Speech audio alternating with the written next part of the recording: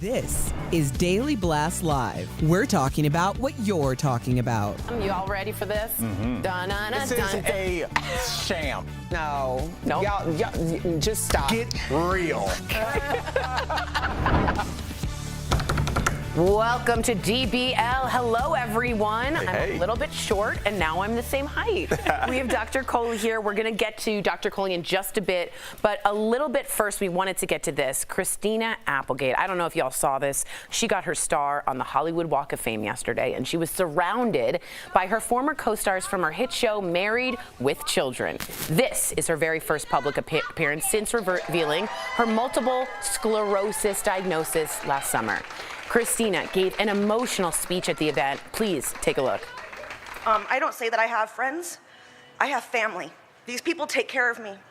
They take care of me every day of my life, and without them, I don't know what I would do. And lastly, the most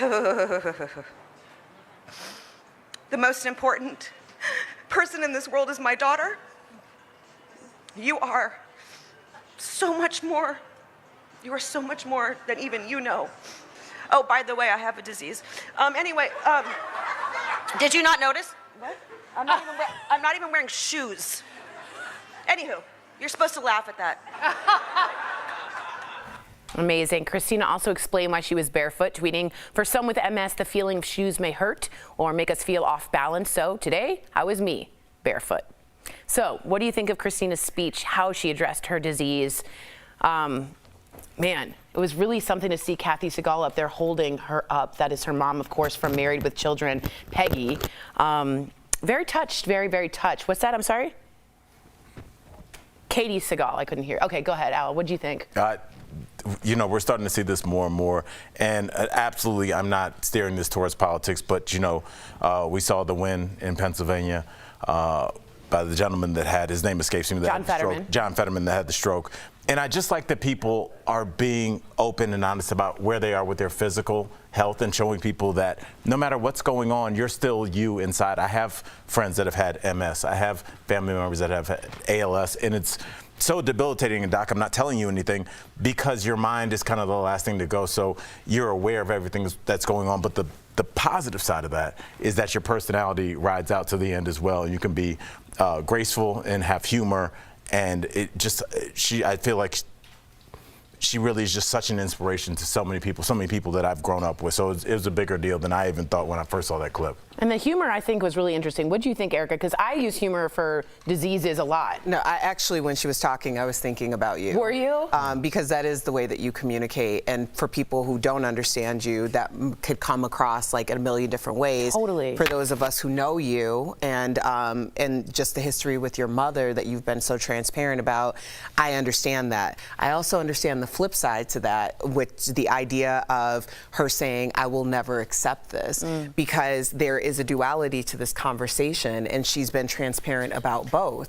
She said, you know, she's angry about it, and honestly, I'm angry for her.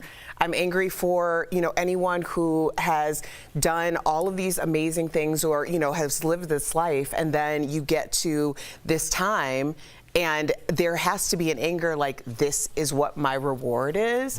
And I think that conversation should be had on both sides because that really is the culmination of the human experience. I agree. Anger and humor gets me through most things, and it saves me. I want to get to you, Dr. Coley. Talking about MS and all that, Christina Applegate, what is she dealing with, Dr. Coley? And you do see some stars like Jack Osbourne, Montel Williams, who have MS. They have seemed to have an easier time with the disease, or it's not so visible. So can you talk to us about that? You know, the clinical course of MS can be highly variable. So MS, multiple sclerosis, is a condition where your immune system gets confused and starts to attack the lining around your nerves. So which nerves it attacks determines what types of symptoms you have. So some people can just have minor symptoms like numbness or tingling if the sensation nerves are attacked, but other people can have problems with gait or balance, being able to walk, bowel or bladder continence, vision problems, because those people have different nerves attacked. So it can be highly variable. Some people can have a milder course, some people more severe, and even in the same person, it can change over the course of their disease. Wow, it's like a roulette situation. I think based on I have another question for you, but I want to piggyback that, because based on our examples, is there a difference between how it affects men and women? Yeah, because Selma Blair, good point, Erica. Selma Blair is a little bit more debilitated. 3 times more likely, ladies, to have MS if we're a woman. We don't quite understand what that is. We think MS has some genetic predisposition, but there appears to be some kind of environmental triggering factor. Also, how far you live from the equator, what climate you live in, all of these can determine your risk of having MS. So there's so many unknowns. One thing we have discovered recently, which has been a breakthrough in multiple sclerosis, has been that EBV, Epstein-Barr virus, which causes mono, increases your risk of having MS 32-fold. Wow. So that means not everyone who's had mono is going to get MS, but a lot of people that have had MS have a history of having had mono or EBV infection. Wow. So for people like Christina Applegate with MS, what can they expect in terms of the disease's progression? Such an important question. She's such a, a profound actress. I still remember her when I was a teenager. There's 2 kind of pathways in which you can take with MS. So one is called relapsing remitting. Most people, thankfully, are in that, where they get worse, they get better. They get worse, like they flare-ups a little bit. They have flares, and then they have quiet periods in between. Now, half of the people that are in that pathway will progress to the point where every time they recover, they lose a little bit of functionality. So that's called secondary progressive. But some people have just a worse course of MS from the outset, where they don't have these ups and downs. They just have a primary progressive condition where they just keep getting worse. I don't know which one Christina falls into, but regardless, it's really important to put therapy in early to control the course of MS. Well, I'm sure anybody that is diagnosed with this, their first question to their doctor is, what can be done to manage this disease? Like, how can I live with this? Yeah, so 2 types of therapies. One is to control the flares. So that's usually steroids, which just turns off your immune system. It's kind of just turns off everything in your immune system. That's only during flares. But the second type of diseases, which we've made tremendous progress in with MS, modify the course of the disease. They increase those latency periods where you're not having symptoms. They decrease the volume on your flares, so to speak, and they're called disease-modifying agents. And these are specialized antibodies, usually injections, but many different types, that you start as early as possible after that diagnosis of MS, and they can actually change the trajectory from, progressive to more of a relapsing, remitting sort of course. Science. Absolute magic. It's not magic, it's science. I was like, that's the worst way to I know, that's the worst way to say it. I know, I changed. Okay. All right, let's talk about another star, Jay Leno. This was surprising. I don't know if y'all have heard. He was hurt in a fire.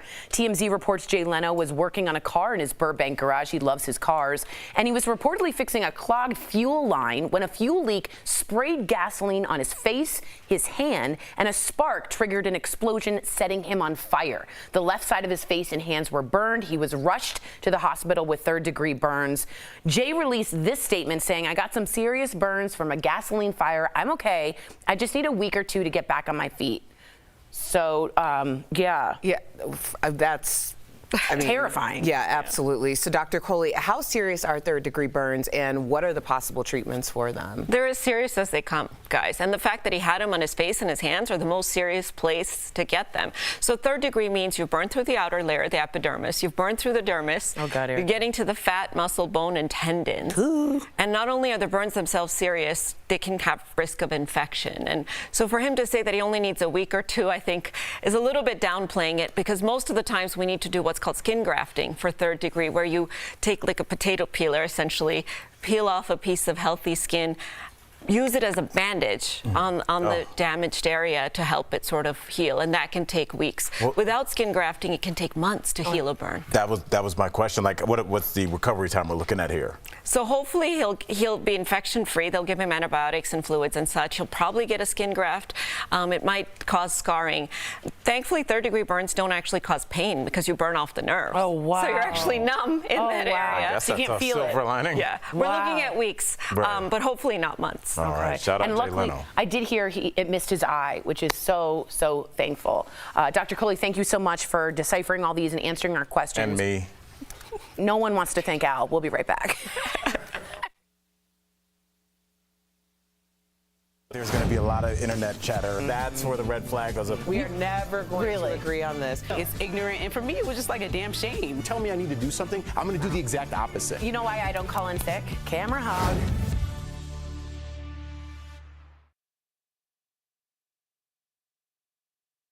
Oh, well, I'll wait. I don't want to be on camera. Hey guys, so I just wanted to give a shout out to Rolling Trouble. Al, you know she's a loyal viewer. Yes. I believe she's sober for a long time as well. She actually has MS. She says that she's housebound and that she was mad at the first 5 years and now humor. That's an honest thing to say. So and so reasonable. So reasonable. She said hers got worse over time, and joy keeps me going now. It's funny, my mom has a progressive chronic disease just like Rolling Trouble as well, and TV, which this is our interaction, saves her a lot of the time because it's on, it's routine, she knows the people, she feels like she can understand them. So Rolling Trouble and anyone else out there with a progressive chronic disease, we hope DBL can be an anchor in that weird storm of I don't know what's going on, if you know what I mean. Oh, people were upset when he lost his show to Conan, speaking about Jay Leno. I wasn't, but I do hope he gets better. I do. Is that bad? No, I mean, that's honest. I mean, it's hard. If you've been watching Jay Leno for 20 years, which I'm sure a lot of people had, change is hard, but Conan had to come in and out. Conan lost the show, so. But we wish him luck, and if you all have any kind of questions for Dr. Coley about this, or you're worried you might have something, let us know and we'll try and get you some answers, okay? That was so condescending. Okay. Was it condescending? Okay. Yeah, that was better. That's a little like kindergarten teacher. Yeah, you all have a good recess. Okay.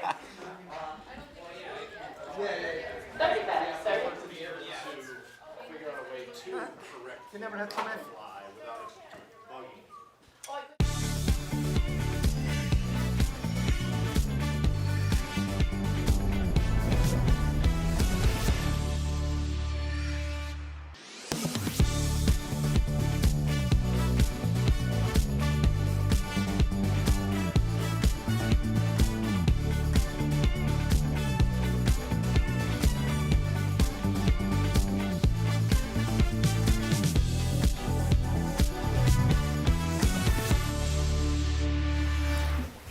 Welcome back. We finally have the results of Arizona's race for governor. Republican Kari Lake, who is a very adamant election denier, lost to her Democratic rival Katie Hobbs. The race does not appear close enough to trigger a recount at this point, but despite of no evidence of election fraud, Kari Lake is refusing to concede. She is tweeting, quote, "Arizonans no bleep when they see it." Former President Donald Trump also weighed in, suggesting the election was taken away from her, which is false, false, false, false. What do you think of Kari refusing to concede the race, Erica? Did you think it was going to happen? An election denier denying an election? What? Erica, you're breaking news here. Zoom the camera on you. It's shocking. I really don't know where this came from. Yeah, and it's got to really hurt as well, because obviously a lot of people who have voted Republican their entire life had to make that decision to vote against their party that they've been voting their entire life, because you have people who are considered outliers coming in and really, in a lot of people's opinions, destroying the party. So, I mean, that was a huge win, and it was very much a message to everyone. Yeah, I think the message is right. I think it's a message that we don't like this anymore. I think it was new when Trump came rolling in. He was like, the system is broken. He had some points there. He said there's some corruption. There's some points there. He's been a part of it. And he said, I've been a part of that corruption. He was honest about that. And so he was able to carve out a lane where he sowed enough seeds of this is all rigged that it kind of worked for him, that narrative. But as we started to see with the Dominion voting machines, when they started suing people, people started losing. There was no evidence. Now it's just a thing where people are starting a race saying, this is rigged. And voters aren't silly. They know what's going on. It's you trying to couch the fact that you don't think you can win because your policies are unpopular. Or you don't have any, and you're just running on the denying of the election. People don't want that anymore. Right. It's over. 30 seconds left. We are going to hear from Trump tonight. There's an announcement. You've heard from me. I think he's going to delay it or change the narrative. I don't think he's going to run. Mitt Romney said he's like the aging pitcher who keeps losing games. If we want to win, we need a different pitcher on the mound. What do you both think we'll hear from Trump? Erica, quickly. I think he needs a slump buster that doesn't exist. Well, I mean, when you have a style that works for you, speaking of a pitcher, there are pitchers that kind of come out every 10 years that have like a weird, quirky style, and at first they're unhittable. But once they get some film on them, batters learn what their tendencies. Once you start getting hits, it's hard to then go back and reverse your style, and I think that's what we're seeing here. Interesting. Let us baseball. Wow, a lot of sports now. Coming up, we talk with Food Network pastry chef Duff Goldman. He's getting us ready to bake some delicious holiday cookies. Yes.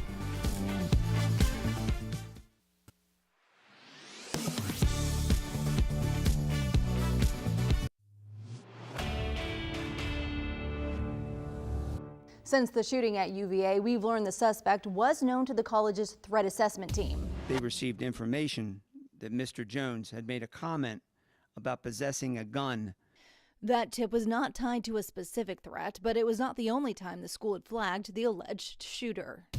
Mr. Jones also had come to the attention of our threat assessment team because he was involved in a hazing investigation of some sort. We learned of a prior criminal incident involving a concealed weapon violation that occurred outside the city of Charlottesville in February of 2021.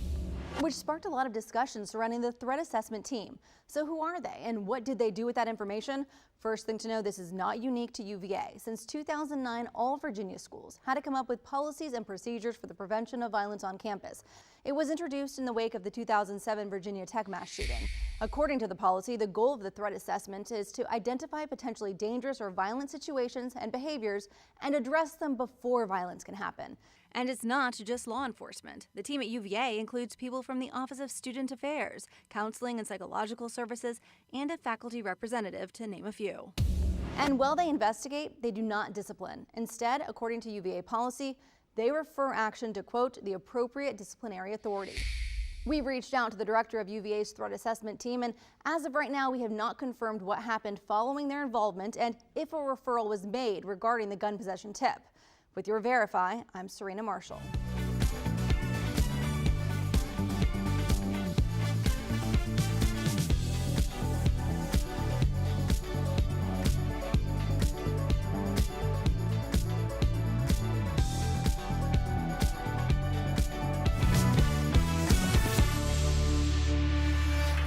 Welcome back. When it comes to incredible chefs, he takes the cake.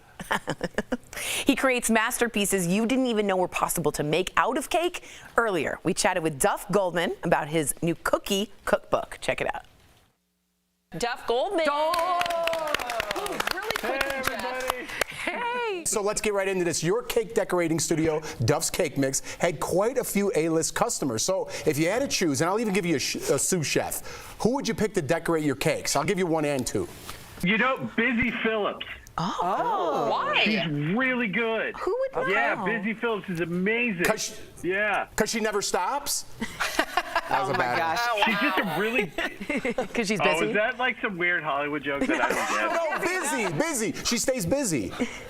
Oh, because she's... It was a bad joke that you didn't get. Yeah, sorry. Oh my God, Jeff, you can just... Okay. I should have never come on the show. I should have stayed off. Save the day. So here we go. All right, so let's talk about your new book, Super Good Cookies for Kids. For those baking at home, what are the top 3 mistakes people make when baking cookies? Because I can think of ones that I make all the time.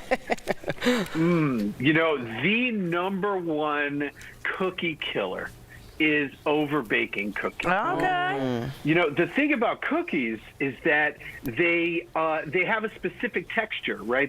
That you're looking for. If you want a chocolate crinkle cookie, you want that to be gooey inside. If you overbake it, it's just kind of this like overbaked chocolate crunchy thing, and it's stupid, right? But like when you get a chocolate crinkle cookie at Christmas, you know what I'm talking about? Like the powdered sugar, it's got cracks in it. Oh yeah, yeah, I'm familiar. Right? Well, when those cookies, when they're baked right, the inside is sublime. It's like raw brownie batter, right? And it's perfect. But overbake it, mediocre. We don't need no mediocre cookies. No. Gonna wake up the kid. Keep it down. Right? That's right. Real quick, you've made all sorts of phenomenal cakes, from a life-size race car to an elephant cake. What is your most recent wild creation? So one of our latest creations, which was really Oh man, this was a once-in-a-lifetime thing. I'm a huge nerd. I love science. I love science fiction. I love space. I've loved NASA my whole life. We were able to create a cake of the Artemis rocket that's about to go up and orbit the moon and come back. And NASA got us permission, like from the Pentagon or something, to go in front of the rocket itself while it's sitting on the launch pad and get a photograph of the cake in front of the actual rocket that's actually going to space. Whoa. It was amazing. Okay, so we do have 2 cookies from your new cookbook that we get to try. I'm so excited. Ooh. So we've got the Moravian spice. Moravian spice and the pistachio laddu.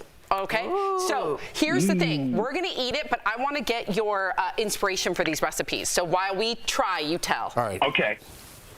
Okay, so the Moravian spice cookie, is everyone trying that one first? Oh my God. Wait. Tastes like a gingerbread cookie. I have the chewy ball, and it's good. Okay, so the chewy ball is the laddu. The crunchy thing is the Moravian spice cookie. So the Moravian spice cookie, it's from it's a sect of Christianity that's kind of in like central Pennsylvania-ish, 1700s, you know, old school. And they do these elaborate nativity scenes.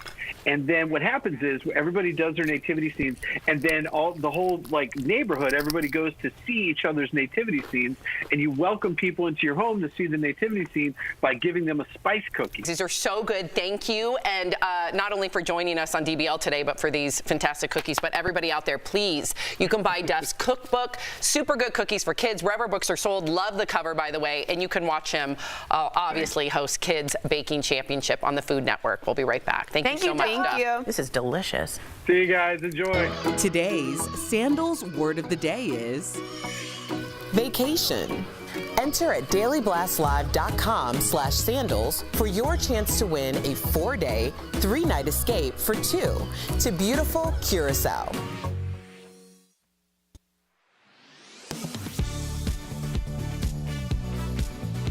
Tonight, former President Trump is widely expected to announce another run for office, specifically the Oval Office. We turn to these sources to verify what would the rules be around another Trump presidency. Presidential term limits are established in the 22nd Amendment, and in this case, it's the first part that's most relevant. No person shall be elected to the office of the president more than twice.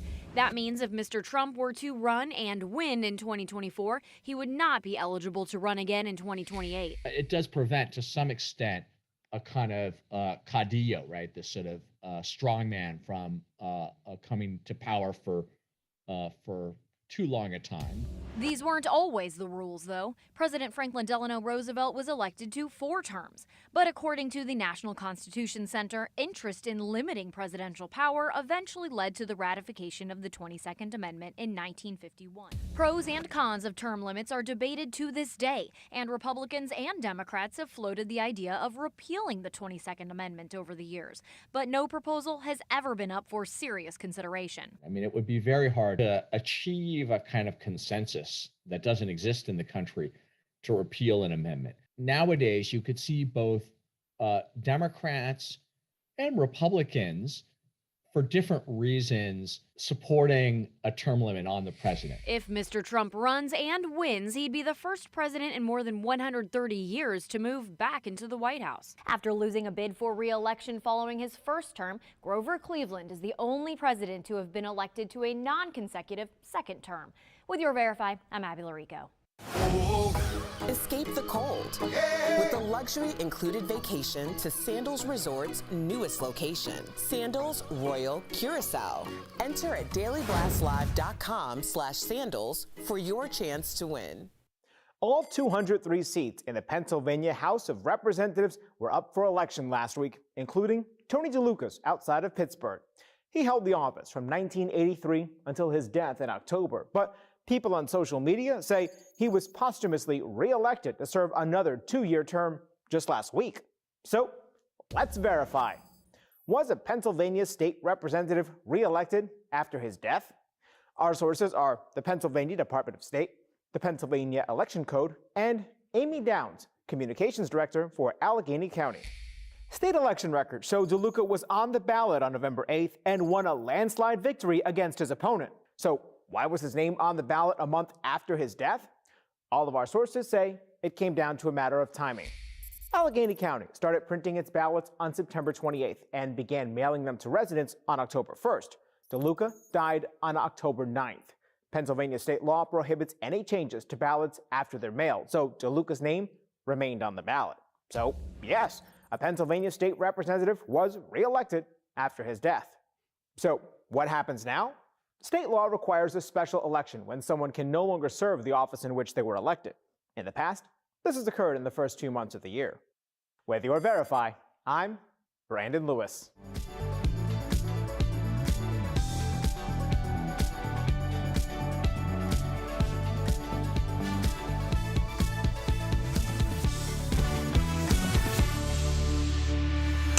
Welcome back. The holidays are just around the corner. We've got some amazing products that would make great gifts from our friends at Morning Save. Check it out. What do you have for us today, Steph? Hi, Tori. Hello, DBL Nation. We are so excited to show you the deals today because guess what? They're pretty epic, so let's get started. So first up, we've got the Malibu Sky plaid duffel bag with a shoulder strap, Tori. Nice. So this deal includes one duffel bag, and we've got it available in 3 colors. We've got black, brown, or black and brown. Oh, nice. So normally this is $150, but we've got it for $49.99. Yeah. Which will save you 67%. And next we've got the RBX heated shiatsu massage pillow. So this deal includes 1 massage pillow, 1 wall power adapter, 1 car charger, and a 1-year warranty. So normally this is $90, but we've got it for just $24.99. Saving 72%. And our next product is the Power2Go Alpha Pro True Wireless Earbuds with wireless charging. So this deal includes earbuds, a charging case, and silicone tips available in either black or white. So normally these are $100, but now they are only $19.99, saving 80%. And last but not least, we've got the Babe Original Lash Essential Serum in 4 milliliters, which is equivalent to a 6-month supply. Whoa. So normally this is $89. Lash serum is expensive, but we've got it for just $39.99, saving 55%. Grow them long and keep your money. Head on over to morningsave.com to snag these amazing deals at the lowest prices, or just scan that QR code. It's right on screen. It's going to take you directly to these products right on Morning Save's website. Thank you so much, Steph. I'm excited to get Morning Save stuff because I'm addicted to the lists they give you, like BuzzFeed shopping. And I'm like, click, click, click, click, click, click, click, click. Okay. But do you guys do the same thing where you put it in your cart and you don't buy? Yes. Yeah, sometimes I have to let it marinate. I'm marinating on like 25. I never did that, and I've been doing that the last couple weeks. Okay, Eventually, they know you're going to break. That makes me feel good. We'll see you tomorrow, guys. Happy shopping.